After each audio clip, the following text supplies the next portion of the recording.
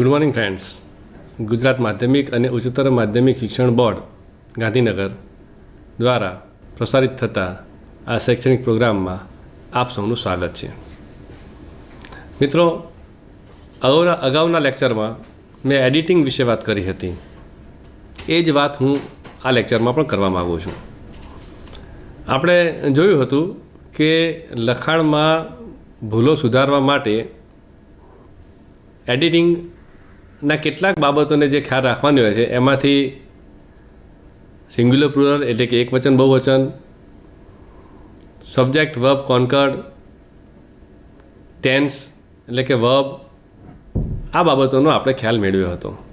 હવે મિત્રો આપણે આગળ જોઈશું કે બીજી કેટલી બાબતોનો ખ્યાલ આપણે અહીંયા રાખવો જોઈએ મિત્રો. Editing article. મિત્રો, જ્યારે અંગ્રેજીમાં ભૂલો સુધારતા હોઈએ ત્યારે આર્ટિકલને લગતી ભૂલોનો પણ આપણે ખ્યાલ રાખવો જોઈએ. આર્ટિકલ અંગ્રેજીમાં એ એન્ડ ધ, ડેફિનેટ અને ઇનડેફિનેટ બે પ્રકારના આર્ટિકલ છે. એમાં એ, એન અને ધ આ આર્ટિકલ કઈ જગ્યાએ વપરાય એનો આપણને ખ્યાલ હોવો જોઈએ. અહીંયા તમને દર્શાવવામાં આવ્યું છે એ મુજબ તમે જુઓ તો use a before consonant sound, for example a boy, a girl. Use an before vowel sound, for example, an apple, an elephant. Use the definite before definite person, place, things. For example, name of religious book, river, planet, mountain, sea, magazine, etc. જો મિત્રો, આપણે સામાન્ય રીતે ગુજરાતી ભાષામાં article નથી હોતા, પણ અંગ્રેજી ભાષામાં આર્ટિકલની લગતી ભૂલો ઘણી બધી હોઈ શકવાની શક્યતા છે.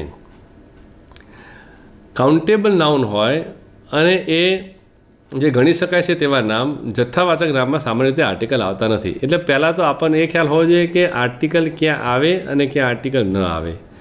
હવે જે આર્ટિકલ આવે છે એ આર્ટિકલમાં બે બાબત છે, ડેફિનેટ આર્ટિકલ અને indefinite article. Definite article definite article એના નામ મુજબ જ ડેફિનેટ બાબતો બતાવે છે કે જે દુનિયામાં એક જ બાબત છે, ડેફિનેટ છે, જે સુનિશ્ચિત છે, જે નિશ્ચિત છે, એ બાબત, એવા શબ્દોને ડેફિનેટ આર્ટિકલ વપરાય છે. સામાન્ય રીતે જે ધાર્મિક પુસ્તકો હોય, તમે 9મા લેવલનો ખ્યાલ કરીએ તો આપણે ધાર્મિક પુસ્તકોના નામ આગળ ધ આર્ટિકલ આવે. દાખલા તરીકે the Ramayana, the Bible, the Quran, આવા ધ ભગવદ્ ગીતા એટલે કે ધાર્મિક પુસ્તકોના નામ આગળ આર્ટિકલ ધ આવે. નદી, સમુદ્રના નામ આગળ આર્ટિકલ ધ આવે. The Ganga, the Yamuna, the Arabian Sea, the Hind Mahasagar, the Indian ocean, આવા સમુદ્રના નામ આગળ, મહાસાગરના નામ આગળ આર્ટિકલ ધ આવે. પર્વતમાળાઓ હોય, ધ હિમાલયાસ, ધ રોકીઝ એટલે કે પર્વતમાળાઓ હોય તેના નામ આગળ આર્ટિકલ ધ આવે. સુપરલેટિવ ડિગ્રી આગળ આર્ટિકલ ધ આવે. એટલે કે ડેફિનેટ એકની એક વાત નક્કી જ હોય કે આ જ વ્યક્તિની વાત કરવામાં આવે છે તો આઈ met a teacher, the teacher is tall. તો જે વસ્તુ નક્કી છે એ જ બાબતની વાત કરવામાં આવે તો ત્યાં આર્ટિકલ ધ આવે. એટલે કે ડેફિનેટ આર્ટિકલ ધ આવે ત્યાં કન્ફ્યુઝન ઓછું થશે. પણ જ્યાં આર્ટિકલ ઇનડેફિનેટ આર્ટિકલ એ અને એન ક્યાં આવે એ બાબતનું થોડું કન્ફ્યુઝન હોય છે મિત્રો. કારણ કે તમે લખાણમાં જુઓ છો કે લખાણમાં સ્વર, હવે અંગ્રેજી ફોનોલોજી લેંગ્વેજ છે એટલે એના કારણે એનો ઉચ્ચાર સ્વરથી થાય છે કે વ્યંજનથી થાય છે એ મહત્ત્વનું છે. એટલે કે જે સાઉન્ડનો ઉચ્ચાર સ્વરથી થાય છે ત્યાં આર્ટિકલ એન આવે છે, અને જ્યાં સાઉન્ડનો ઉચ્ચાર જે છે એ વ્યંજનથી થાય છે ત્યાં આર્ટિકલ એ આવે છે. એટલે માનો કે HOUR પણ આ શબ્દનો ઉચ્ચાર સ્વરથી થાય છે, અવર, તો અ એ સ્વર છે માટે તેની આગળ આર્ટિકલ એન આવે છે. યંગ, YOUNG, તો ય એ કોન્સોનન્ટ છે, વ્યંજન છે, મારે ત્યાં આર્ટિકલ એ આવે છે. એટલે કે આર્ટિકલ એ ક્યાં આવે, આર્ટિકલ એન ક્યાં આવે, આર્ટિકલ ધ ક્યાં આવે એનો તમને ખ્યાલ હોય તો એડિટિંગમાં તમે આર્ટિકલને લગતી ભૂલો સુધારી શકો. દાખલા તરીકે આપણે જોઈએ કે પરીક્ષામાં આ કેવી રીતે પૂછી શકીએ. Ramayana is the epic. It is one of the best holy books. Lord Rama crossed an Arabian Sea and went to Lanka. What an great man he is.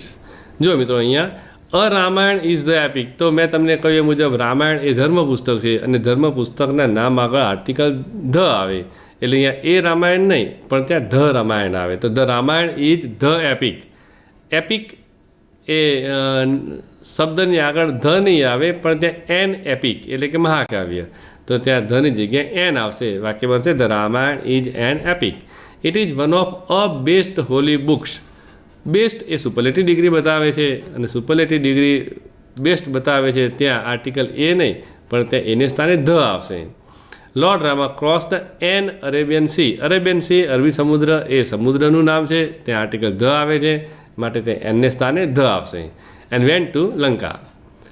What an great man he is. એટલે great એ સ્વર વ્યંજનથી ઉચ્ચાર થાય છે, માટે ત્યાં article N નહીં પણ ત્યાં આર્ટિકલ એ આવે.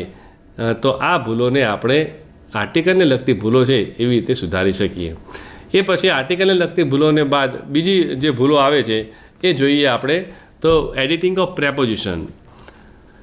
પ્રેપોઝિશનની જે ભૂલો છે, કારણ કે અંગ્રેજી ભાષામાં એક વાક્યમાં ઓછામાં લગભગ એક બે પ્રેપોઝિશનનો ઉપયોગ થયેલો હોય છે. તો ઘણા બધા એક પેરેગ્રાફ તમારે એડિટ કરવાનો થાય તો એક પેરેગ્રાફ એડિટ કરવાનો થતો હોય છે. એ એડિટ કરવાના જે ફકરામાં પેરેગ્રાફમાં ક્યાંક આવી પ્રેપોઝિશનને લગતી કેટલીક ભૂલો હોય છે ને એ તમારે ઇમ્પ્રૂવ કરવાની થાય. અહીંયા તમને ઉદાહરણ તરીકે કેટલાક આપ્યા છે કે on, over, under, below, behind, beside, in, into, out, out of, to, towards, with.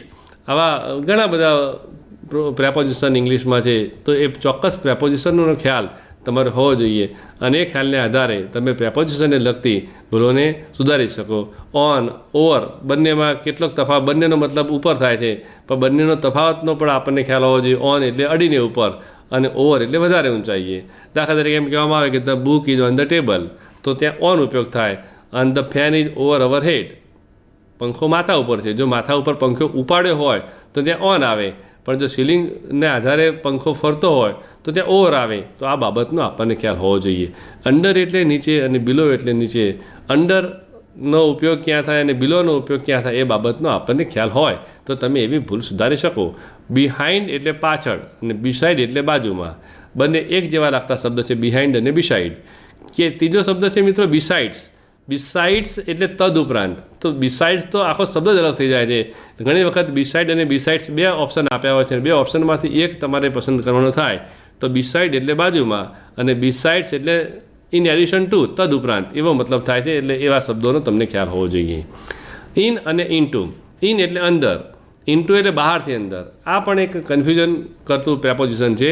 માનો કે the boys are in the class. વિદ્યાર્થીઓ વર્ગમાં છે, અંદર જ હોય તેને ઇન કહીએ છીએ, પણ વિદ્યાર્થીઓ બહારથી અંદર જાય તો the students entered into the class. બહારથી અંદર જાય તો એ બાબતને આપણે પ્રેપોઝિશન તરીકે ઇનટુ વાપરીએ છીએ.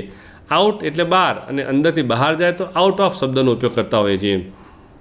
ટુ અને ટુવર્ડ્સ, તો એ પણ પ્રેપોઝિશન જે છે એ પ્રેપોઝિશન ટુનો અર્થ ક્યાં થાય અને ટુવર્ડ્સનો ક્યાં થાય એ બાબતનો આપણને ખ્યાલ હોય તો એને લગતી જે ભૂલો છે એ ભૂલોને મિત્રો આપણે સુધારી શકીએ. જોઈએ અહીંયા એનું એક્ઝામ્પલ, એને એક્ઝામ્પલ આપ્યું છે. માનો કે there is a book blank the table. તો મેં હમણાં જ તમને એક્ઝામ્પલ આ મેં વાતમાં જ આપ્યું કે અડીને ઉપર હોય તો એને આપણે ઓન કહીએ છીએ, અને વધારે ઉપર હોય તો એને આપણે ઓવર કહીએ છીએ. તો એ જવાબ બનશે there is a book on the table. The table is blank the chair. Besides એટલે તદ ઉપરાંત, એ તો અલગ જ શબ્દ છે. નિયર એટલે નજીક. તો આ બંનેમાંથી જવાબ બને છે the table is near the chair. A box is blank the table. Box એ ટેબલની નીચે છે. તો અહીંયા નીચેનો મતલબ થાય છે, અને એના માટે વધારે સારો શબ્દ છે અંડર. તો અહીંયા જવાબ થાય છે the box is under the table. Ajay enters blank the class. Ajay ક્લાસમાં એન્ટર થાય છે, એટલે બહારથી અંદર એન્ટર થાય છે, માટે એનો જવાબ બને છે into. And cold the boy standing. બહારથી ઊભેલા વિદ્યાર્થીઓને બોલાવે છે તો બોય સ્ટેન્ડિંગ આઉટ, એટલે બહાર જે ઊભા હતા એને અંદર બોલાવે છે. તો મિત્રો આવી રીતે જે પ્રેપોઝિશન છે એ પ્રેપોઝિશન અંગ્રેજીના બધા જ પ્રેપોઝિશનનો મતલબ શું થાય, એનો અર્થ શું છે અને એનો ઉપયોગ કઈ જગ્યાએ થાય છે. જો આવા ઉદાહરણો સાથે તમે થોડુંક રીડિંગ કરો, તમને ખ્યાલ હોય તો એ પછી એ રીડિંગને આધારે તમે માત્ર પ્રેપોઝિશનને લગતી જે બ્લેન્ક્સ હોય અથવા તો મિસ્ટેક્સ હોય, પ્રેપોઝિશનને લગતી મિસ્ટેક હોય તો તમે ઇમ્પ્રૂવ કરો, તો પ્રેપોઝિશનને લગતી જે મિસ્ટેક છે એ તમે વધારે સારી રીતે ઇમ્પ્રૂવ કરી શકો. મિત્રો એવી પણ બુક્સ અવેલેબલ હોય છે કે જેમ અહીંયા એક ઉદાહરણ આપ્યા છે કે પ્રેપોઝિશનને લગતી મિસ્ટેક્સ, ટેન્સને લગતી મિસ્ટેક્સ, સબ્જેક્ટ વર્બ કોન્કરન્ટ લગતી મિસ્ટેક્સ એવી બજારમાં એવી સારી બુક્સ પણ ઉપલબ્ધ હોય છે કે જેને આધારે પ્રેક્ટિસ કરી, કારણ કે પ્રેક્ટિસ મેક્સ અ મેન પરફેક્ટ. જેટલી તમને ખ્યાલ હોય પણ એનો જવાબ કેવી રીતે આપવો જો એનો ખ્યાલ ન હોય તો પછી આપણે એટ અ રીડિંગ વાંચતી વખતે આપણે ભૂલોને શોધી શકતા હોતા નથી. પણ જો આવી પ્રેક્ટિસ કરવામાં આવે, અહીંયા પ્રેપોઝિશનને લગતા આપણે એક ઉદાહરણ જોયું, સબ્જેક્ટ વર્બ કોન્કરન્ટનું એક એક્ઝામ્પલ જોયું, ટેન્સને લગતું એક એક્ઝામ્પલ જોયું, આર્ટિકલને લગતું એક એક્ઝામ્પલ જોયું. જો આવા 10-10, 15-15 એક્ઝામ્પલ જો તમે સોલ્વ કરો તો એના આધારે, અને પછી તમે બધી જ ભૂલો સાથે હોય, બધા જ પ્રકારની જે ભૂલો સાથે હોય એને તમે ઇમ્પ્રૂવ કરો તો તમારું એડિટિંગ ઉપર પરફોર્મન્સ તમારું સુધરતું જાય અને એના આધારે ભાષા ઉપરનું પ્રભુત્વ પણ તમારું સુધરતું જાય. મિત્રો, આપણે આગળ જોઈએ બીજા કેવા પ્રકારની ભૂલો તમે ઇમ્પ્રૂવ કરી શકો. એડિટિંગ ઓફ પ્રોનાઉન, સર્વનામને લગતી ભૂલો. અહીંયા વ્યક્તિવાચક સર્વનામની વાત કરવામાં આવી છે તો I, my, mine, me, myself, we, our, ours, us, ourselves, you, your, yours, you, yourself, yourselves, he, his, him, himself, she, her, hers, her, herself, they, their, theirs, them, themselves. મિત્રો, આ શબ્દો શું બતાવે છે? આ શબ્દ બતાવે છે, પહેલી લાઇનની વાત કરીએ આપણે, I, my, mine, me, myself. આ જે છે આઈ એટલે હું, આ કર્તા તરીકે ઉપયોગમાં થાય છે. માય અને માઇન આ બંને એ સંબંધક વિભક્તિ બતાવે છે. સંબંધક વિભક્તિ બંને ઓબ્લિક એટલા માટે કર્યો છે કે બંનેનો ઉપયોગ થાય છે સંબંધ દર્શાવવા માટે. માનો કે હું એમ કહું કે આઈ એમ સંજય, મારું નામ છે, I am a teacher, I am a boy, તો આઈ એ કર્તાને સ્થાને છે. પણ જ્યારે હું એમ કહું કે ધીસ ઇઝ માય સ્કૂલ, આ મારી શાળા છે, this is my mobile phone, આ મારો મોબાઈલ ફોન છે, ધીસ ઇઝ માય ક્લાસરૂમ, આ મારો ક્લાસરૂમ છે, તો ત્યાં માય એ સંબંધક વિભક્તિ પોઝિટિવ અથવા રિલેટિવ બતાવે છે, પ્રોનાઉન તરીકે ઉપયોગ થાય છે. આ જ વાતને આપણે બીજી રીતે કહી શકીએ છીએ કે this class is mine, this pen is mine. એટલે માય આવે તો એ માય પછીનો જે શબ્દ છે એની આગળ આવતો હોય છે, માઇન હોય તો પછી ધીસ પેન ઇઝ માઇન. એટલે આ રીતે બધી જ ઊભી લાઈન તમે જુઓ તો ધીસ બુક ઇઝ અવર્સ અને this is our book, this is your class and this class is yours, this is his pen, this pen is his, this is her class, this class is hers, this is their class, this class is theirs. એટલે અહીંયા એક જ સાથે જ્યારે બધા વાક્યો જોઈએ ત્યારે આપણને ખ્યાલ આવે કે માયનો ઉપયોગ ક્યાં થાય, માઇનનો ઉપયોગ ક્યાં થાય. જો એમ લખવામાં આવે કે ધીસ ક્લાસ ઇઝ માય તો માનવું કે આમાં ભૂલ છે. ધીસ ક્લાસ ઇઝ અવર તો ભૂલ છે. ત્યાં જો શબ્દ પાછળ મૂકવામાં આવે છે તો ભાઈ અવરની સ્થાને ત્યાં અવર્સ આવે. અને ધીસ ઇઝ અવર્સ ક્લાસ હોય તો ત્યાં અવર્સ ક્લાસ નહીં પણ અવર ક્લાસ. એટલે એને આધારે તમને ખ્યાલ આવે કે અહીંયા માય ક્યારે આવે ને માઇન ક્યારે આવે. ઓકે, એમ જ જો આઈ, વી, યુ, હી, સી, દે આ બધી જ કર્તા વિભક્તિ છે. I am a teacher, we are teachers, you are a student, એક વચન હોય તો, બહુવચન હોય you are students, he is my friend, this is his table, she is Rehana, they are students. આ કર્તા વિભક્તિમાં આઈ, વી, યુ, હી, સી, દે આ બધા જ એ કર્તાને સ્થાને આવે છે. ત્રીજી વિધે મી, અસ, યુ, હિમ, હર અને ધેમ આ કર્મ વિભક્તિ છે. એટલે હંમેશા કર્મને સ્થાને જ્યારે વ્યક્તિનો ઉપયોગ થાય ત્યારે કર્મને સ્થાને જો એ શબ્દનો ઉપયોગ થતો હોય તો આ પ્રકારના પ્રોનાઉન આવે. માનો કે he gave me a pen, he gave us pens, he gave you a pen, he gave him a pen, he gave her a pen and he gave them pens.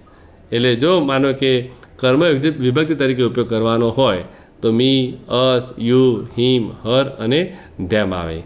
એવી જ રીતે રિફ્લેક્ટિવ પ્રોનાઉન તરીકે ઉપયોગ કરવાનો હોય તો હું આ કામ મારે જાતે જ કરું છું. મતલબ કે I do this work my self, my self એટલે મારે જાતે જ. હવે મિત્રો સેલ્ફ અને સેલ્ફમાં ફેરફાર છે, કારણ કે માય સેલ્ફ એક વચન શબ્દ બતાવે છે અને SELVES એ બહુવચન શબ્દ બતાવે છે. એટલે I do this work my self. પણ જો એ જ વાત વીની વાત કરવામાં આવે તો we do hour work our self, તો સેલ્ફ નહીં પણ સેલ્ફ.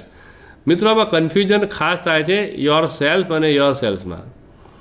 કારણ કે એ તો ખબર પડે માય સેલ્ફ એક વચન છે, હિમ સેલ્ફ એક વચન છે, હર સેલ્ફ એક વચન છે, અવર સેલ્ફ અને ધેમ સેલ્ફ બહુવચન છે, એમાં કન્ફ્યુઝન નહીં થાય. પણ યોર સેલ્ફ કે યોર સેલ્ફ આ ભૂલ ઘણી જગ્યાએ પૂછાતી હોય છે. આ ભૂલ ઘણી જગ્યાએ પકડાતી નથી હોતી. જો સામેના, કારણ કે યુ બે છે, યુ કર્તા તરીકે એક વચનમાં યુ આવે છે અને બહુવચનમાં પણ યુ આવે છે. દાખલા આઈ વી યુ યુ એટલે યુ બે આવે છે. આઈ સિંગ્યુલર આઈ છે પણ બહુવચન તો વી, હી સિંગ્યુલર હી છે પણ બહુવચન તો ધે. પણ યુમાં એક વચન હોય તો પણ યુ, બહુવચન હોય યુ પણ તો પણ યુ. એટલે કે સામેનો વ્યક્તિ એક વચનમાં હોય તો પણ આપણે યુ સર્વનામ વાપરીએ છીએ અને સામેના વ્યક્તિઓ બહુવચનમાં હોય તો પણ આપણે યુ સર્વનામ વાપરીએ છીએ. યુ આર અ બોય તો સિંગ્યુલર છે, પણ યુ આર બોયઝ તો એ પ્લુરલ છે. એટલે એ વાક્યને આધારે તમને ખ્યાલ આવશે કે યોર સેલ્ફ આવે કે યોર સેલ્ફ. ફોર એક્ઝામ્પલ એમ કહેવામાં આવે કે બોયઝ ડુ ધીસ વર્ક, તો બોયઝ કયું છે એટલે ખ્યાલ આવે કે આ વાત સામેના બહુવચનને ઉદ્દેશીને કરવામાં આવી છે. એટલે boys do this work your self બહુવચન આવશે. અને હોય અજય ડુ ધીસ વર્ક તો એક જ વ્યક્તિ છે માટે Ajay do this work your self, તો એને એક વચન તરીકે રજૂ કરવામાં આવે છે. એટલે કે આ બધા જ વ્યક્તિવાચક સર્વનામો છે અને વ્યક્તિવાચક સર્વનામની અલગ અલગ જે વિભક્તિઓ છે, કર્તા વિભક્તિ, કર્મ વિભક્તિ, સંબંધ વિભક્તિ, રિફ્લેક્ટિવ પ્રોનાઉન, આ બધાનો ઉપયોગ તમે જો વ્યવહારમાં કરતા હોય અથવા તેવી રીતે તમે વાતને રોજબરોજ રૂટીનમાં ઉપયોગ કરતા હોય તો આ ભૂલોની ઉપર તમારી ગ્રીપ વધારે આવશે અને આવી ભૂલો તમે સુધારી શકશો. મિત્રો, જો આ પ્રકારની ભૂલો સુધારવા માટે કેવા પ્રકારની એક્સરસાઇઝ હોઈ શકે તો એક્સરસાઇઝ જુઓ તમે. Edit the underlined parts of the text. I am Sohan. This is me school. These books are our. We clean our school ourselves. Says Sanjana. They are his friends. They do their work. મિત્રો જો અહીંયા I am Sohan. This is me school. અહીંયા સંબંધક વિભક્તિ છે માટે this is me school નહીં પણ this is my school આવે. એવો તમારો પ્રોનાઉનના નોલેજને આધારે, પ્રોનાઉન ઉપરના તમારા પૂર્વજ્ઞાનને આધારે તમે એવું ઇમ્પ્રૂવ કરી શકો કે this is my school. These books are our. મેં શરૂઆતમાં કહ્યું કે અવર અને અવર્સમાં તફાવત છે. ધીઝ આર અવર બુક્સ, પણ એ જ વાક્યને બીજી રીતે તમે લખી શકો કે ધીઝ બુક્સ આર અવર્સ. તો ધીઝ બુક્સ આર આપ્યું છે માટે અહીંયા અવરને સ્થાને અવર્સ OURS આવે. We clean our school ourself. હમણાં આપણે જોયું કે અવર વી બહુવચનનું સર્વનામ છે, અવર બહુવચન બતાવે છે માટે અવર સેલ્ફ નહીં પણ અવર સેલ્ફ એટલે કે SELVES આવે. Say Sanjana. They are his friend. એ સંજના એ છોકરી છે માટે હિજ એ સંબંધ વિભક્તિ તરીકે હિજ નહીં પણ ત્યાં હર આવે એટલે ત્યાં જવાબ થાય છે say Sanjana. They are her friends. They do theirs work. Theirs એ સંબંધક બતાવે છે પણ વાક્યમાં જો પાછળ આવે તો ધેર્સ આવે, પણ અહીંયા સંબંધક તરીકે વર્કની આગળ મૂકવાનું છે જ્યારે સંબંધક પ્રોનાઉન, ત્યારે they do THEIR their work એ મુજબ આવે. તો આવી રીતે આપણે પ્રેપોઝિશનને લગતી જે ભૂલો છે એ ભૂલોને સુધારી શકીએ. મિત્રો, આપણે આગળ જોઈએ. ઇનડેફિનેટ પ્રોનાઉન એટલે અનિશ્ચિત વાચક સર્વનામ. અનિશ્ચિત વાચક સર્વનામ કેટલાક હોય છે એ અનિશ્ચિત વાચક સર્વનામની ભૂલો આપણે સુધારી શકીએ. માનો કે મેની અને મચ. તો મેની એ બહુવચન, મતલબ કે એ વધારે મેની એટલે વધારે, મચ એટલે વધારે. એ બંને મેની એટલે કેટલા એ ડેફિનેટ નથી. આઈ હેવ મેની ફ્રેન્ડ્સ, પણ મેની ફ્રેન્ડ્સ એટલે કેટલા? 2, 3, 4, 5 તો એ ડેફિનેટ નથી. આઈ બોટ મચ સુગર. મેં વધારે સુગર લીધી પણ મચ એટલે કેટલી વધારે, દેટ ઇઝ નોટ ડેફિનેટ. એટલે આ બધા જ અહીંયા જે લખવામાં આવે છે પ્રોનાઉન્સ એ બધા ઇનડેફિનેટ પ્રોનાઉન છે. અને ઇનડેફિનેટ પ્રોનાઉન શું બતાવે છે એનો આપણને મિત્રો ખ્યાલ હોવો જોઈએ. દાખલા તરીકે મેની એ મતલબ વધારે થાય છે, મચનો અર્થ પણ વધારે છે, પણ મેની એટલે વધારે મતલબ જે કાઉન્ટેબલ નાઉન હોય, જે ગણી શકાય છે, ગણી શકાતા નામને આગળ મેની વપરાય વધારે હોય તો, અને જે જથ્થો બતાવે છે એ જો વધારે હોય તેના માટે મચ વપરાય. દાખલા તરીકે I have many friends. Friends ગણી શકાય છે માટે મેની આવે. અને આઈ બોટ મચ મિલ્ક. મેં વધારે દૂધ ખરીદ્યું તો ત્યાં મચ આવશે કારણ કે જથ્થો બતાવે છે. Few, a few, little, a little. મિત્રો, ફ્યુ, અ ફ્યુ એટલે પહેલાં ફ્યુ લિટલની વાત કરીએ આપણે તો મેની મચનો મતલબ વધારે થાય, તો ફ્યુ અને લિટલનો મતલબ થોડુંક થાય. હવે ફ્યુ અને લિટલ, ફ્યુ એટલે થોડુંક, લિટલ એટલે થોડું, પણ મેનીની જેમ ગણી શકાય તેવા જો ઓછી બાબત હોય તો ત્યાં ફ્યુ અફ્યુ આવે, અને જો જથ્થો બતાવતી બાબત હોય તો ત્યાં લિટલ કે અલિટલ આવે. હવે ફ્યુ અને એ ફ્યુમાં શું તફાવત છે? માનો કે ફ્યુ એ નેગેટિવ અર્થ બતાવે છે, નહિવત, નથી જેવું, એમ લિટલ પણ નેગેટિવ અર્થ બતાવે છે, જ્યારે ફ્યુ અને અફ્યુ એ પોઝિટિવ અર્થ બતાવે છે. એટલે એક્ઝામ્પલ તરીકે કહી શકાય કે Ashok is new in this city, he has few friend. પેલો આ ગામમાં નવો છે એટલે એને કોઈ ફ્રેન્ડ નથી ના અર્થમાં જ હોય તો ત્યાં ફ્યુ આવે. અને એમ કહેવાય કે I am familiar with this place, I have a few friends, મારે થોડાક મિત્રો છે, એ પોઝિટિવ બાબત બતાવે છે. જ્યારે નેગેટિવ બાબત બતાવતી હોય તો તેના માટે ફ્યુ આવે. એમ લિટલ ને અલિટલમાં પણ તફાવત છે કે જથ્થો હોય એ થોડોક હોય, પણ એમાં નહિવતનો અર્થ બતાવતા હોય, નેગેટિવ સેન્સ ઊભી થતી હોય તેના માટે લિટલ આવે. પણ એ જ બાબતને જ્યારે થોડુંક પણ પોઝિટિવના અર્થમાં લેવાનું હોય તો અલિટલ આવે. દાખલા તરીકે એમ કહી શકાય, કોઈ આપણી પાસે પાણી માગે, પાણીની બોટલ હોય ને પાણી માગે, તો આપણે પાણી છે ખરું, પણ એકાદ ઘૂંટડો પાણી હોય તો આપણે કહી શકીએ કે there is little milk, little water in this bottle, so it is useless. અને એ જ વસ્તુ કહેવી હોય કે yes I have a little water, please take it, એટલે પેલી પોઝિટિવ વાત છે, પેલી નેગેટિવ વાત છે. એટલે એવી રીતે લિટલ અલિટલ ફ્યુ અફ્યુનો ઉપયોગ થઈ શકે. ઈચ અધર અને વન અધર, બે જ વ્યક્તિઓ વચ્ચેની વાત હોય તો એ બે વ્યક્તિઓ વચ્ચેની કંઈક વસ્તુ વહેંચવાની વાત હોય કે વાતની બાબત હોય તો એમાં ઈચ અધર એટલે કે એકબીજાને, અને બેથી વધારે વ્યક્તિઓ હોય અને એ એકબીજાના લગતી વાત હોય, ગ્રુપમાં વહેંચણીની વાત હોય કે મદદરૂપ થવાની વાત હોય તો વન અનધર, બંનેનો મતલબ થાય એકબીજાને. પણ બે જ વ્યક્તિઓ હોય તો ઈચ અધર, બેથી વધારે હોય તો વન અનધર. બિટવીન અને એમોંગ, કોઈ વસ્તુ વહેંચવાની હોય ને બે જ વ્યક્તિ હોય ને વહેંચવાની હોય તો બિટવીન થાય. Ajay and Seema distributed the thing between them, બે જ વ્યક્તિ છે. પણ બેથી વધારે હોય તો અમોંગ ધેમ, એટલે કે the students distributed the sweets among them, વિદ્યાર્થીઓએ સ્વીટ્સને એમની વચ્ચે વહેંચી. એટલે માનવું કે આ બેથી વધારે હોય. ઈચ અને ઓલ, ઈચ એટલે પ્રત્યેક, ઓલ એટલે બધા. ઓલ એ બહુવચનમાં વપરાતો શબ્દ છે. ઈચ પણ ઇન્ડિવિડ્યુઅલી દરેક, એટલે કે એ પણ બહુવચન માટે શબ્દ છે. ઈચ એટલે દરેક જ થાય, પ્રત્યેક થાય, પણ એ ઇન્ડિવિડ્યુઅલની વાત થાય છે કે each of the boys is given a pen, અને all boys are given pen, એટલે 50 પેન 50 વિદ્યાર્થીને આપવામાં આવી, તો ઓલનો મતલબ છે. પણ ઈચનો મતલબ છે દરેક વિદ્યાર્થીને એક એક પેન આપવામાં આવી.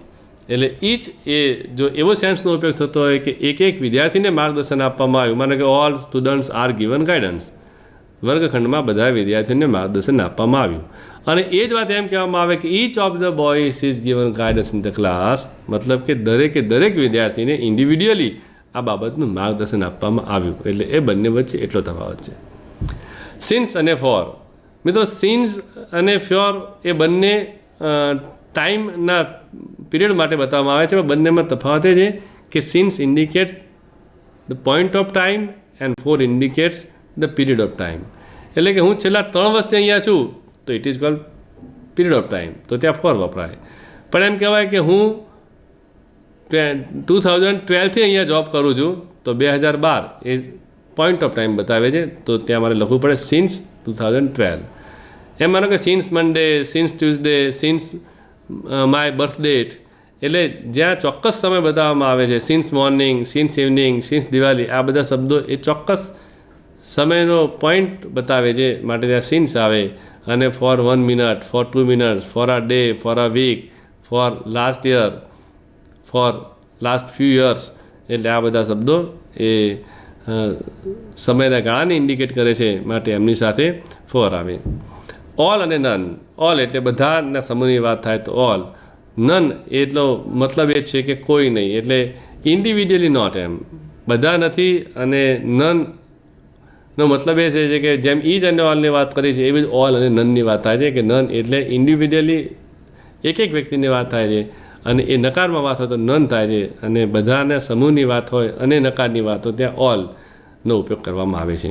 એ બંને ઈચ અને ઓલ અને નન આ બંને લગભગ એકબીજાને જેવા છે. પહેલાં હકારમાં વપરાય છે, પહેલાં નકારમાં વપરાય છે. મિત્રો હવે આ ઇનડેફિનેટ પ્રોનાઉનને તમને કેવી રીતે પૂછાઈ શકે અથવા તો એ બાબતને પૂછાય તો કેવી રીતે જવાબ લખવો જોઈએ આપણે એનો આપણે જોઈએ. એ બ્લેન્ક્સ આપી છે. fill in the blanks with correct words. As Raja was new here, he has blank friends. Okay, અહીંયા અ લિટલ અને અ ફ્યુ આપ્યું છે. અ લિટલ એ જથ્થો બતાવે છે, અ ફ્યુ એ કાઉન્ટેબલ નાઉન આગળ વપરાય છે અને ફ્રેન્ડ્સ એ કાઉન્ટેબલ નાઉન છે. માટે કોઈ પણ ભૂલ સિવાય અહીંયા અ ફ્યુ જ આવે.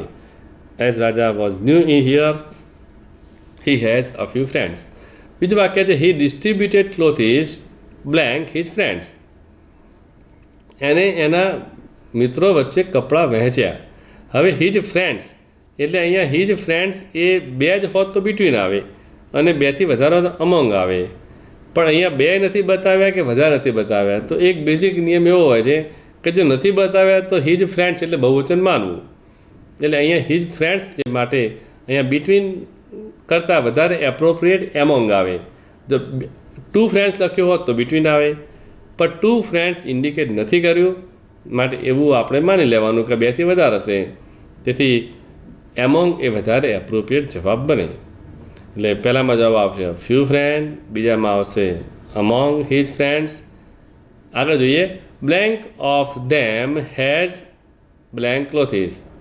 બ્લેન્ક ઓફ ધેમ અને પછી હેઝ વપરાયું છે. હવે અહીંયા ઈચ ઓફ ધેમ હોત તો હેઝ આવે અને ઓલ ઓફ ધેમ હોય તો હેવ આવે. એટલે હેવ આવે કે હેઝ આવે એના આધારે તમારો જવાબ ઈચ કે ઓલ હોઈ શકે. અહીંયા બ્લેન્ક્સ ઓફ ધેમ એટલે પાછળ હેઝ આપ્યું છે, હેઝ સિંગ્યુલર બતાવે છે માટે અહીંયા જવાબ આવશે ઈચ. તો each of them has blank clothes. Clothes A countable છે માટે મેની ક્લોથીસ કે મચ ક્લોથીસ, મચ એ કાઉન્ટેબલ નાઉન આગળ વપરાતું નથી માટે ક્લોથીસ આગળ મેની જવાબ બને. તો each of them has many clothes. They help they એટલે નેચરલી બે કરતાં વધારે છે, ત્યાં અમોંગ લખ્યું છે એટલે બેથી વધારે છે માટે દે હેલ્પ. જો બે જ હોત તો ઈચ જ ધરાવત, પણ અહીંયા બેથી વધારે છે માટે ત્યાં વન અનધર જવાબ આવે. બધા જવાબ એવા બનશે પહેલાંમાં ફ્યુ ફ્રેન્ડ્સ, બીજામાં અમોંગ હિઝ ફ્રેન્ડ્સ, ત્રીજામાં ઈચ ઓફ ધેમ, ચોથામાં મેની ક્લોથીસ અને પાંચમી ખાલી જગ્યામાં વન અનધર. આવી રીતે આ જવાબને આપણે ઇમ્પ્રૂવ કરી શકીએ. મિત્રો આગળ જોઈએ તો આપણે એડિટિંગ ઓફ કન્જક્શન એટલે કન્જક્શનને જે લગતી ભૂલો છે એ કન્જક્શનને લગતી ભૂલો કેવી રીતે ઇમ્પ્રૂવ કરી શકાય એ અહીંયા બતાવી છે. કન્જક્શન એ ગ્રામરનો એક ભાગ છે. એટલે બે વાક્યોને જે શબ્દ વડે જોડવામાં આવે છે એ શબ્દને કન્જક્શન કહેવામાં આવે છે. અહીંયા કેટલાક કન્જક્શનો આપેલા છે and, but, or, so, because of, who, whom, whose, if, unless. અહીંયા મિત્રો આટલા કન્જક્શન બતાવ્યા છે. અને બાદ કરતાં પણ ઘણા બધા કન્જક્શન છે. માનો કે ધેટ હોય, વિચ હોય, વેર હોય, વાય હોય. આવા બીજા એન્ડ જેવા બીજા છે એન્ડ, એઝ વેલ એઝ. બટના જેવા બીજા બે છે યટ અને સ્ટીલ. ઓરની જગ્યાએ અધરવાઇઝ પણ મૂકી શકો, સોની જગ્યાએ તમે ધેર પણ મૂકી શકો. બીકોઝના જેવો છે એઝ અને સિન્સ. એટલે there are so many types of conjunction. અહીંયા ઘણા બધા પ્રકારના કન્જક્શન કે કંડક્ટર્સ, આ શબ્દને કંડક્ટર્સ કહેવાય કે those who conduct they are cold conductors. એટલે આ જે કંડક્ટર છે આ બધા જ કંડક્ટર્સનો યોગ્ય ઉપયોગ થયો છે કે નહીં એ જાણવું એ પણ એડિટિંગનું કામ છે. આઈ મીન એડિટરનું કામ છે અને તો તમે સારું એડિટિંગ કરી શકો. અહીંયા જુઓ પહેલો શબ્દ છે એન્ડ, બટ, ઓર. એટલે એન્ડ શું બતાવે છે? એન્ડ એટલે અને. એટલે જો બે વાતને એક જ માધ્યમ દ્વારા બતાવવાની હોય, બે બાબત એક જ એવું બતાવવાનું હોય તો એનો ઉપયોગ એન્ડ તરીકે એ કંડક્ટર વપરાય. માનો કે રામ ઇઝ બીજી, શ્યામ ઇઝ બીજી, તો બંને બીજી છે તો રામ એન્ડ શ્યામ આર બીજી, તો તે એન્ડ વપરાય છે. બટ એટલે એન્ડના જેવો છે એઝ વેલ એઝ. એટલે એન્ડ આપ્યો કે એઝ વેલ એઝ આપ્યો બંનેનો અર્થ સરખો જ છે. બટ, યટ અને સ્ટીલ એટલે પરંતુ. તો બટનો ઉપયોગ ક્યારે થાય કે જો બંને વાત, પહેલું વાક્ય અને બીજું વાક્ય, આ બંને વાક્ય એકબીજાના વિરોધમાં હોય તો બટ કન્જક્શન વપરાય. માનો કે Sanjana worked very hard, blank she failed. એને બહુ જ મહેનત કરી અને નપાસ થઈ. એટલે બંને વાક્ય વિરોધી છે અને જ્યારે બંને વાક્ય વિરોધી હોય તો એ બંને વચ્ચે બટ યટ અથવા તો સ્ટીલ આવે એટલે કે પરંતુ. એણે બહુ જ કામ કર્યું પરંતુ નપાસ થઈ. એણે બહુ જ મહેનત કરી પણ સફળતા ન મળી. એ ઝડપી દોડ્યો પણ બસ ચૂકી ગયો. આ બટ જે છે he earn well but not satisfied. એટલે બટ શું બતાવે છે કે આગળની વાત અને પાછળની વાત બંને વાત વિરોધમાં હોય તો ત્યાં બટ સંયોજક તરીકે આવે. ઓર એટલે બેમાંથી એક, I will take T, I will take coffee કે જોડવાનું હોય તો I will take either T or coffee એટલે કે ટી ઓર કોફી. એટલે જ્યાં વિકલ્પ આપવામાં આવ્યો હોય, ઓપ્શન આપવામાં આવ્યો હોય તો ઓપ્શન આપવામાં આવ્યો હોય તો એ જે ઓપ્શન છે એ દર્શાવવા માટે તમારે ઓર શબ્દનો ઉપયોગ થયેલો હોવો જોઈએ. વિરોધી બાબત દર્શાવવા માટે બટ શબ્દનો ઉપયોગ થયેલો હોવો જોઈએ અને બંને એક છે એ બાબત દર્શાવવા માટે એન્ડનો ઉપયોગ થયેલો હોવો જોઈએ. એટલે એન્ડ, બટ અને ઓર એ કન્જક્શનનો ઉપયોગ બરાબર થયો છે કે નહીં એના આધારે એનું એડિટિંગ કરી શકાય. સો એ શું બતાવે છે મિત્રો? પરિણામ બતાવે છે, રિઝલ્ટ બતાવે છે કે he is weak so he could not succeed. એ નબળો છે માટે સફળ ન થયો. He works hard so he pass. એટલે સખત કામ કર્યું તેથી પાસ થયો. He is lazy so he is not rewarded. એ આળસુ છે તેથી એને ઇનામ ન મળ્યું. એટલે કે સો એ બતાવે છે, પરિણામ બતાવે છે. બિકોઝ એ રીઝન બતાવે છે કે he miss the bus because he was late. એટલે બિકોઝ એ રીઝન બતાવે છે, સો એ રિઝલ્ટ બતાવે છે અને એને કારણે સોનો ઉપયોગ કે બિકોઝનો ઉપયોગ એ યોગ્ય છે કે નહીં એ તમે જાણી શકો. બિકોઝ અને બિકોઝ ઓફ આ બંને બતાવે. બિકોઝ એ રીઝન બતાવે છે પણ બિકોઝ ઓફ એ બિકોઝ ઓફ પછી નાઉન વપરાય છે. માનો કે because of his poverty he could not get admission there. આ જ વાક્ય બીજી રીતે કહેવામાં આવે બિકોઝ તો આખું બિકોઝવાળું વાક્ય આખું એક કોમ્પ્લેક્સ સેન્ટેન્સ બને છે. જ્યારે બિકોઝ ઓફ એ સિમ્પલ સેન્ટેન્સ હોય છે. બિકોઝ ઓફ હિઝ પોવર્ટી એટલે બ્લેન્ક્સ પછી પોવર્ટી આપ્યું હોય તો because of his kindness, because of his poverty, because of his richness. પણ આખું જો વાક્ય આપ્યું હોય because he is rich, because he is familiar, because he is late, because he is kind. એટલે જો આખું વાક્ય આપ્યું તો બિકોઝ આવે. પણ બિકોઝ ઓફ એ બતાવે છે કે આ વાક્ય એ સિમ્પલ સેન્ટેન્સ છે અને સિમ્પલ સેન્ટેન્સ હોવાને કારણે આ વાક્ય એ કન્જક્શન વગરનું હશે. હુ, હુમ અને હુઝ. જો વાત કોઈ હ્યુમન બિંગની કરવામાં આવી હોય તો ત્યાં હુ, હુમ અને હુઝ એ દર્શાવવામાં આવે છે. એટલે કે કર્તા તરીકે હોય તો હુ, કર્મ તરીકે હોય તો હુમ અને સંબંધિત વિભક્તિ તરીકે હોય તો હુઝ. આ શબ્દનો ઉપયોગ કરવામાં આવે. હુ, હુઝ અને whom. He is a man who is very honest. I met a man whom you know. This is a man whose pocket is lost. તો કયા શબ્દનો ઉપયોગ કઈ વિભક્તિ દ્વારા માટે કરવામાં આવે છે? માત્ર શબ્દ છે કે જે, કે જેને, કે જેના માટે. તો એ જ વાત છે પણ એ ખાલી જગ્યા જ્યાં હુ, હુઝ અને હુમ ત્રણ શબ્દ આપ્યા હોય તો કર્તા તરીકે ઉપયોગ થયો તો હુ, કર્મ તરીકે ઉપયોગ થયો તો હુમ અને પોઝેસિવ તરીકે ઉપયોગ થયો તો હુઝ. એ પ્રકારનું આવે. પણ ત્રણે શબ્દ માણસ માટે વપરાતા શબ્દ છે. આ જ વાત વીચ માટે આપવામાં આવી હોય તો એ નિર્જીવ અથવા તો એ પ્રાણી માટે વપરાય છે એવો શબ્દ આપણે સમજવો. ઇફ અને અનલેસ કન્ડિશન વાક્ય હોય જેમ બિકોઝ એ રીઝન બતાવે છે, સો એ રિઝલ્ટ બતાવે છે, બટ એ વિરોધી વાત દર્શાવે છે, એન્ડ એ બંનેનું સરખામણું બતાવે છે. એમ ઇફ એ કન્ડિશન બતાવે છે. ઇફ અને અનલેસ બંને સેમ બાબત ઇન્ડિકેટ કરે છે. ઇફ એટલે જો તો, અનલેસ એટલે જો નહીં તો. એ જ વાત નકારમાં હોય તો આપણે અનલેસ મૂકીએ છીએ, હકારમાં હોય તો ઇફ મૂકીએ છીએ. એટલે કે ઇફ અને અનલેસ આ બંને કન્ડિશન બતાવતા વાક્ય છે કે if you come I will come with you. If you give me a prize I will tell your name. એટલે આ પ્રકારના વાક્યો કન્ડિશન હોય તો કન્ડિશનમાં ઇફ અને જો નહીં તો એટલે કે ઇફ અને અનલેસનો ઉપયોગ કન્ડિશન વાક્યો બનાવવા માટે જ થતા હોય છે. એટલે જ્યારે તમે મિત્રો વાંચતા હોય ત્યારે વાંચતી વખતે આપણે એ ખ્યાલ રાખવાનો, when you are reading the text we should remember that which conjunction is used for what. કઈ બાબતોને કયું કન્જક્શન જોડે છે અને યોગ્ય રીતે એ વાક્ય જોડાય છે કે નહીં એનો પણ આપણને ખ્યાલ હોવો જોઈએ. અને જો યોગ્ય રીતે જોડાયા હોય તો એ કંડક્ટર જે છે એ યોગ્ય છે કે નહીં એનો આપણને ખ્યાલ હોવો જોઈએ. અને એ જો ખ્યાલ હોય તો આપણે એની ભૂલોને ઇમ્પ્રૂવ કરી શકીએ અને સારું એડિટિંગ કરી શકીએ.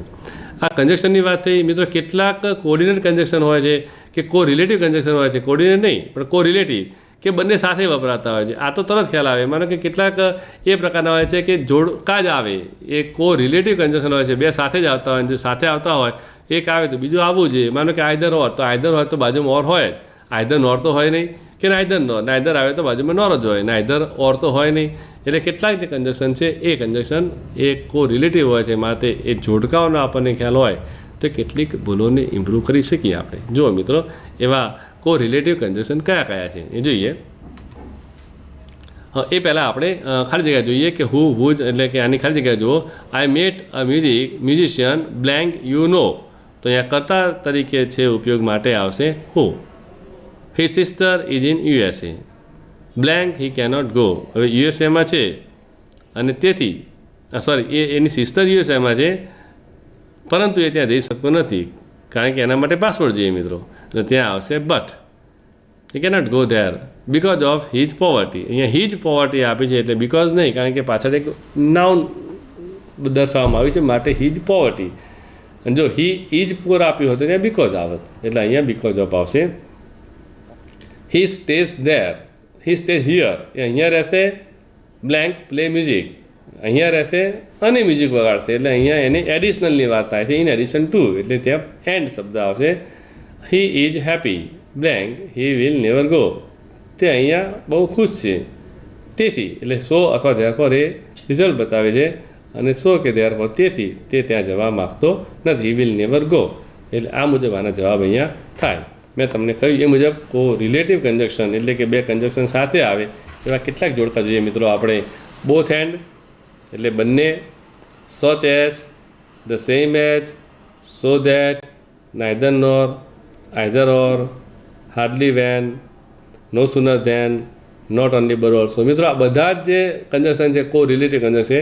જો બોથ હોય તો એન્ડ આપ્યું હોય, સચ સાથે એજ આપ્યું હોય, ધ સેમ સાથે એજ આપ્યું હોય, સો સાથે ધેટ આપ્યું હોય, નાઇધર સાથે નોર, આઈધર સાથે ઓર, હાર્ડલી સાથે વેન, નો સુનર સાથે ધેન, THAN, અને નોટ ઓનલી સાથે બટ ઓલ્સો. તો આટલા અને આવા બીજા પણ છે, પણ એ ઉદાહરણ તરીકે આટલા તમને રિલેટિવ કન્જક્શન મૂક્યા છે.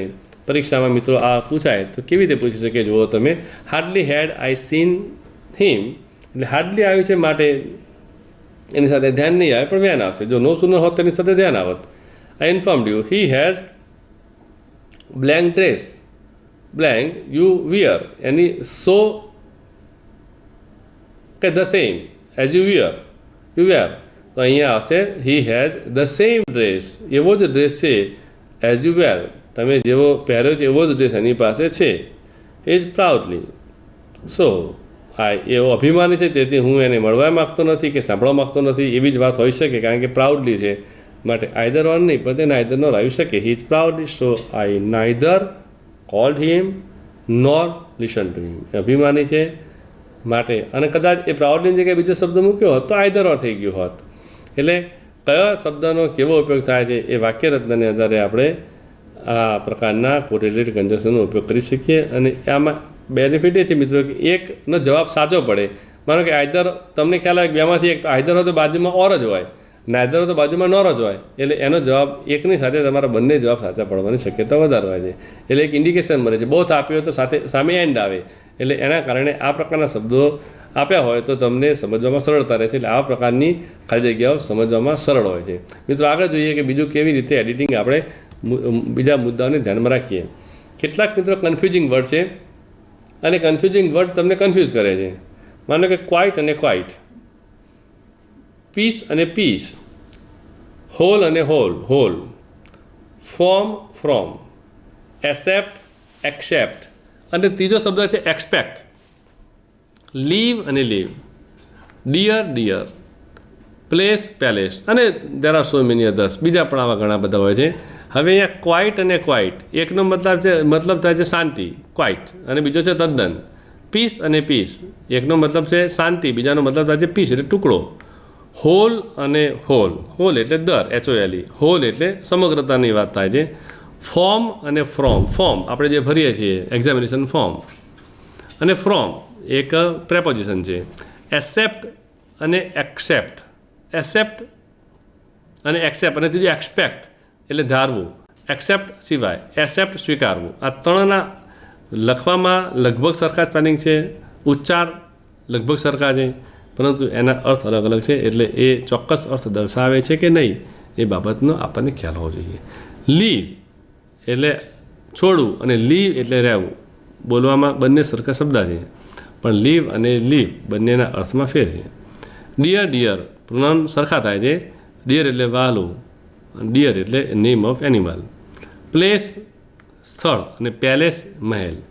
એટલે કેટલીક વખત એવું થાય છે કે ક્યારેક કોઈ વ્યક્તિનું નોટિંગ કરતા હોય છે, એટલે એક વ્યક્તિ બોલતા હોય છે, બીજા વ્યક્તિ લખતા હોય છે, ત્યારે આ પ્રકારની ભૂલો થવાની શક્યતા છે. કારણ કે આઈ લીવ હોય તો એ I live A LIV leave લખવામાં આવે છે કે LAV. જ્યારે આપણે નોંધ કરતા હોય સામેનો વ્યક્તિ બોલતો હોય છે ત્યારે એ કયા અર્થમાં બોલે છે. એટલે અનુભવી વિદ્યાર્થી હોય કે વ્યક્તિ હોય તો એ લીવ આખા વાક્યની સેન્સને આધારે એ LAV કે LIV લખશે. ડિયર અને ડિયર તો ડિયર ફ્રેન્ડ્સ તો ત્યાં DER આવે. And I went in to the jungle and I saw a deer તો પછી ત્યાં DER નહીં પણ DEER આવે. એટલે એ આ કોન્ટેક્સ્ટના આધારે આવા સ્પેલિંગ સેન્ટર અને સેન્ટર ફોર એક્ઝામ્પલ CENTER અને CENTRE એકનો મતલબ કેન્દ્ર થાય છે અને એકનો મતલબ કેન્દ્ર એટલે મધ્યબિંદુ થાય છે. પણ કયા સેન્ટરનો ક્યાં સેન્ટરનો કયો સ્પેલિંગ લખો એ તમારા વાક્યના અર્થને આધારે એના કોન્ટેક્સ્ટના આધારે ખ્યાલ આવે. તો આવા શબ્દોનો કોન્ટેક્સ્ચ્યુઅલ કેવો અર્થ થાય એના આધારે તમે એવી ભૂલોને ઇમ્પ્રૂવ કરી શકો. મિત્રો આ પ્રકારની ભૂલો કેવી રીતે પૂછે છે કે એનું એક્ઝામ્પલ જુઓ. Dear friends, it is blank possible that you won't come this again. So blank here blank. જો મિત્રો અહીંયા ડિયર ફ્રેન્ડ્સ તો અહીંયા DER આવશે. Dear friends it is quite તો અહીંયા QUIT quite possible that you won't come this place again. PLAC. So leave here અહીંયા રહો એટલે LIV લીવ. LAV લીવ એટલે છોડવું, પણ અહીંયા રહો તો એના અર્થમાં છે LIV લીવ હિયર. પીસફુલી અને પીસફુલી PIEC પીસ અને PAC પીસ એટલો મતલબ ટુકડો થાય અને PAC પીસફુલી એ શાંતિથી. તો અહીંયા જવાબમાં PAC પીસફુલી એ જવાબ અહીંયા થાય. મિત્રો આવી રીતે આપણે આને લગતી કન્ફ્યુઝન વર્ડ્સને લગતી જે ભૂલો છે, આવા બીજા there are so many confusing words, આવા ભૂલોનો એક અને એ રેડીમેડ પણ મળતા હોય છે, બુક્સમાં પણ અવેલેબલ હોય છે કે કેટલા કન્ફ્યુઝિંગ વર્ડો છે ને એમાં ઉદાહરણ સાથે આવા શબ્દો આપ્યા હોય છે, એની બ્લેન્ક્સ આપેલી હોય છે. મિત્રો અંગ્રેજી ભાષામાં તમારું જેટલું વધારે તમે વાંચતા જશો, જેટલું વધારે તમે અંગ્રેજીને રીડિંગ કરતા જશો, એટલું વધારે તમને આ ભૂલોને સમજાશે અને એટલું વધારે તમે એડિટિંગ વધારે સારી રીતે કરી શકશો. એને આગળ છે મિત્રો કે કેટલાક ગ્રામરના મુદ્દાઓ છે. અહીંયા જોઈએ આપણે કે કયા ગ્રામરના મુદ્દાઓમાં કેવી ભૂલો હોઈ શકે. અને કે ડિગ્રી, પછી voice, question tag, tense, clauses, phrase, narration, word formation. એટલે આવી કેટલીક જે ભૂલો હોય છે આ ભૂલો પણ એડિટિંગમાં આવરી લેવાની હોય છે. માનો કે ડિગ્રી વાત કરીએ તો ડિગ્રીના તમે 4-5 વાક્યનો તમને ખ્યાલ હોય કે very few boys are as tall as Amit. તો very few boys are as tall as Amit એ પોઝિટિવ ડિગ્રી બતાવે છે. Amit is one of the tallest boy અથવા Amit is taller than most other boys. એટલે આમાં ક્યાંક ભૂલ હોય કે Amit is one of the taller boy હોય તો ટોલર ના આવે પણ ટોલેસ્ટ આવે એ વાતનો તમને ખ્યાલ હોવો જોઈએ. આ ડિગ્રીની વાત કરી. વોઇસ, આ બધા એવા ચેપ્ટર છે કે મિત્રો એક ડિગ્રી જ આખું એક ગ્રામરનું આખું ચેપ્ટર છે. વોઇસ એ ચેપ્ટર છે, ક્વેશ્ચન ટેક એ ચેપ્ટર છે, clauses, tense, phrases, indirect narration, word formation, આ બધા ગ્રામરના મુખ્ય ટોપિક છે. આ બધા ટોપિકનો ખ્યાલ તમને ઓવરઓલ હોય તો એને લગતી તમે ભૂલો સુધારી શકો. માનો કે ધીસ બિલ ઇઝ રિજેક્ટેડ, તો ધીસ બિલ એ કર્મ વિભક્તિ આગળ આપ્યું હોય અને ઇજ આપ્યું છે, કૌંસમાં રિજેક્ટ શબ્દ આપ્યો કે રિજેક્ટેડની જગ્યાએ રિજેક્ટ લખ્યું છે, તો તમને એટલો ખ્યાલ હોવો જોઈએ કે ઇજ પછી પાસ પાર્ટિસિપલનું ફોર્મ આવે એટલે ઇઝ રિજેક્ટ નહીં, પણ આ પેસિવ ફોર્મ છે એટલે ઇઝ રિજેક્ટેડ હોવું જોઈએ. અને ઇઝ રિજેક્ટેડ આવે તો પછી એ વોઇસનું વાક્યમાં ભૂલ છે એવું તમે કહી શકો. I have a pen. Haven't I, have આપી છે તો હેવન્ટ, હેઝ આપી છે તો હેઝન્ટ, એટલે કે ક્વેશ્ચન ટેગને જે લગતી ભૂલો હોય તે ભૂલો તમે સુધારી શકો. એવા ટેન્સીસને લગતી ભૂલોની આપણે વાત કરી. ક્લોઝિસ છે, ફ્રેઝિસ છે, ઇનડાયરેક્ટ નરેશન ફોર એક્ઝામ્પલ કે અજય આસ્ક્ડ મી, ઇફથી સંયોજન છે કે વોટથી જોડવું છે એ તમે Ajay asked me what I have તો ત્યાં વોટ થાય છે. Ajay asked me if I am ready તો ત્યાં ઇફ થાય છે. એટલે કે નેરેશનને લગતી જે ભૂલો છે એનો તમને ખ્યાલ હોવો જોઈએ. એટલે ઇનડાયરેક્ટ નેરેશન તમને આવડે તો આ વસ્તુ તમને આવડી શકે.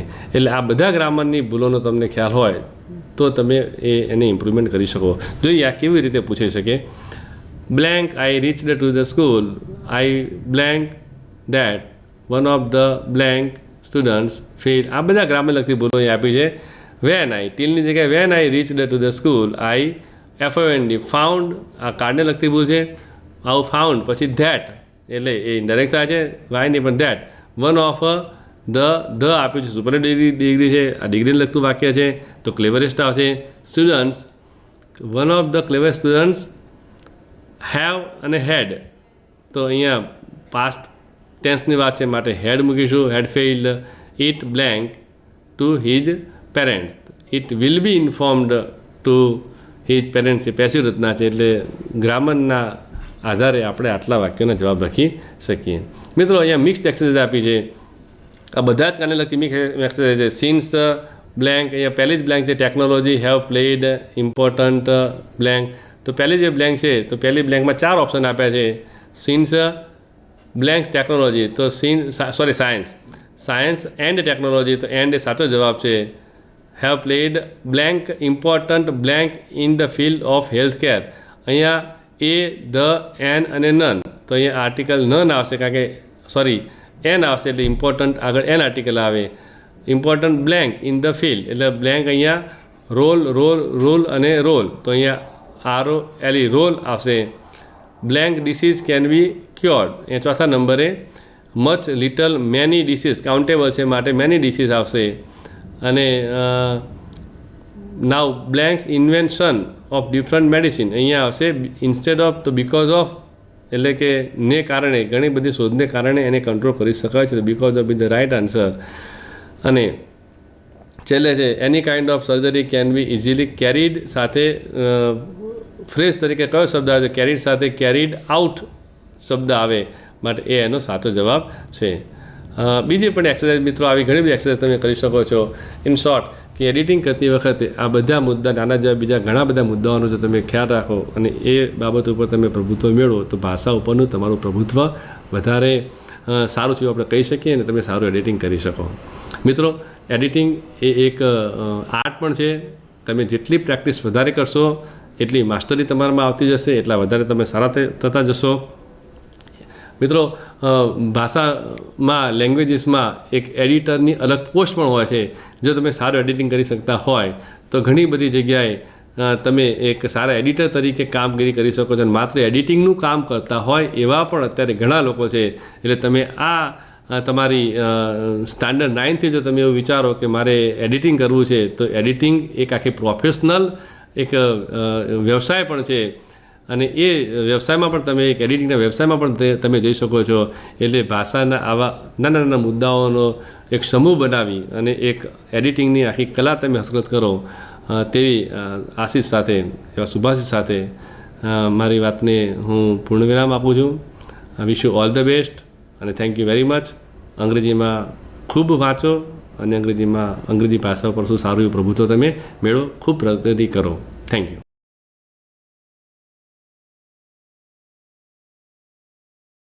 21મી સદી આપણને કારકિર્દીની અનંત તક આપે છે. જે વિદ્યાર્થીઓ 10મા ધોરણ પછી શું કરવું, કઈ કારકિર્દી પસંદ કરવી એવી મૂંઝવણમાં હોય તેઓ પોતાના રુચિની ક્ષમતાના આધારે ઘણા બધા ક્ષેત્રમાં કારકિર્દી બનાવી શકે છે. આવું એક ક્ષેત્ર છે કલા અથવા હ્યુમેનિટીઝ. ચાલો જાણીએ આ ક્ષેત્ર વિશે અને આ ક્ષેત્રમાં કારકિર્દીની વિવિધ તક વિશે. કલાના ક્ષેત્રને વિશ્વભરમાં હ્યુમેનિટીઝ અથવા હ્યુમન સાયન્સીસ તરીકે ઓળખવામાં આવે છે, કારણ કે તે વિષયોની વિશાળ શ્રેણીને આવરી લે છે. કલાનું ક્ષેત્ર ફક્ત ભાષાના અભ્યાસ સુધી જ મર્યાદિત નથી, પરંતુ તેમાં ઇતિહાસ, ભૂગોળ, રાજ્યશાસ્ત્ર, સમાજ વિજ્ઞાન, અર્થશાસ્ત્ર, મનોવિજ્ઞાન, તત્વજ્ઞાન, વિદેશી ભાષાઓ વગેરે વિષયોનો પણ સમાવેશ થાય છે. 10મા ધોરણ પછી ઉચ્ચતર માધ્યમિકના જનરલ સ્ટ્રીમમાં કલાના વિષયો પસંદ કરી શકો છો. ભાષાઓ અને વિષયોની પસંદગી કરતી વખતે વ્યક્તિની રુચિ, ક્ષમતા અને ભાવિ કારકિર્દીની તકને ધ્યાનમાં લેવા જરૂરી છે. જે વિદ્યાર્થીઓ વાંચન અને લેખન માટે ઊંડી રુચિ ધરાવે છે, તેઓ અર્થશાસ્ત્ર, મનોવિજ્ઞાન અથવા તત્વજ્ઞાન જેવા વિષયો પસંદ કરી શકે છે. નવી ભાષા શીખવામાં રુચિ ધરાવતા લોકો વિદેશી ભાષાઓને પસંદ કરી શકે છે. જો કે યાદ રાખજો કે અંગ્રેજીમાં પ્રાવીણ્ય વિકાસવાથી વિદેશી ભાષા શીખવામાં મદદ મળશે. ઇતિહાસ, ભૂગોળ, રાજ્યશાસ્ત્ર, સમાજ વિજ્ઞાન જેવા વિષયો એકબીજા સાથે સંકળાયેલા છે. યુપીએસસી અને જીપીએસસી, યુનિફોર્મ સર્વિસીસ, બેન્કિંગ વગેરે જેવી સ્પર્ધાત્મક પરીક્ષાઓ માટે આ વિષયોની મજબૂત સમજણ ઉપયોગી છે. મનોવિજ્ઞાન સાથે બેચલર ઓફ આર્ટ્સ ડિગ્રી પૂર્ણ કર્યા પછી કાઉન્સેલિંગ, માનવ સંસાધન, MBA વગેરે જેવી કારકિર્દીની પ્રાપ્તિ કરી શકાય છે. સામાજિક કાર્યનું વલણ ધરાવતા વિદ્યાર્થીઓ પાસે 12મા ધોરણ પછી સામાજિક કાર્યમાં બેચલર ડિગ્રી BSW મેળવવાનો વિકલ્પ હોય છે. ભૂગોળ સાથે બેચલર ઓફ આર્ટ્સ તમારા માટે મીટરોલોજી, GPS અથવા તો ઓશનોગ્રાફીમાં કારકિર્દી માટે દરવાજા ખોલી શકે છે.